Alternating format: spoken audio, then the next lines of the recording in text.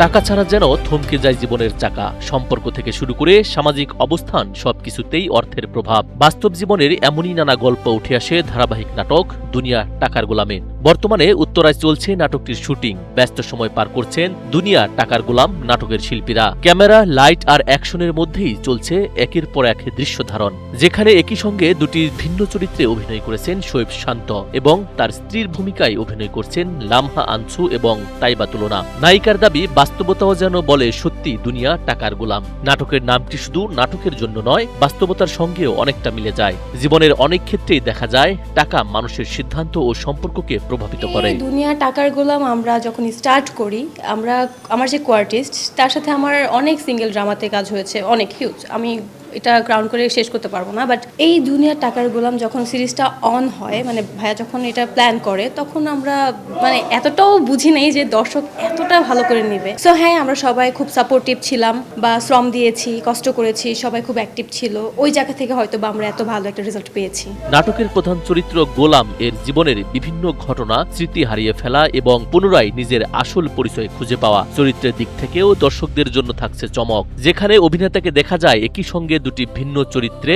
দুই চরিত্রের বৈশিষ্ট্য, আচরণ এবং গল্পেও তাদের অবস্থানও আলাদা। একজন অভিনেতার জন্য একই নাটকের ভিন্ন দুটি চরিত্রে ফুটিয়ে তোলা যেমন চ্যালেঞ্জিং, তেমনি দর্শকদের আগ্রহ বাড়িয়ে দেয় কয়েক গুণ। শান্ত বলেন, আমি এখানে একসঙ্গে দুটি ভিন্ন চরিত্রে অভিনয় করছি। দুটি চরিত্রই আমার জন্য আলাদা ধরনের অভিজ্ঞতা। চেষ্টা করছি চরিত্র দুটিকে আলাদা করে দর্শকদের সামনে তুলে ধরতে। এরই মধ্যে দর্শকদের কাছ থেকে বেশ ভালো সাড়া পাচ্ছি। আমার এই সিরিজে দুইটা চরিত্র, একটা শেহজাদ আর একটা গোলাম। দুইটার অডিয়েন্স ডিফারেন্ট। কেউ শেহজাদকে পছন্দ করে, কেউ গোলামকে পছন্দ করে, but end of the day সবাই আমাকে পছন্দ করে। এটা অবভিয়াসলি অনেক বড় একটা চ্যালেঞ্জ, কারণ দেখা গেছে আমরা একই দিনে দুইটা ক্যারেক্টার আমার সোয়াইপ করতে হয়। দেখা গেছে আমি শেহজাদ ক্যারেক্টার করতেছি, তারপরের সিনে হয়তো বা গোলামের ক্যারেক্টারটা করতেছি। তো ওই ক্ষেত্রে এটা একটু ডিফিকাল্ট, বাট আমার ক্ষেত্রে হয়তো বা এটা আয়ত্ত করে ফেলছি, এই কারণে ইজি মনে হয় আমার ক্ষেত্রে।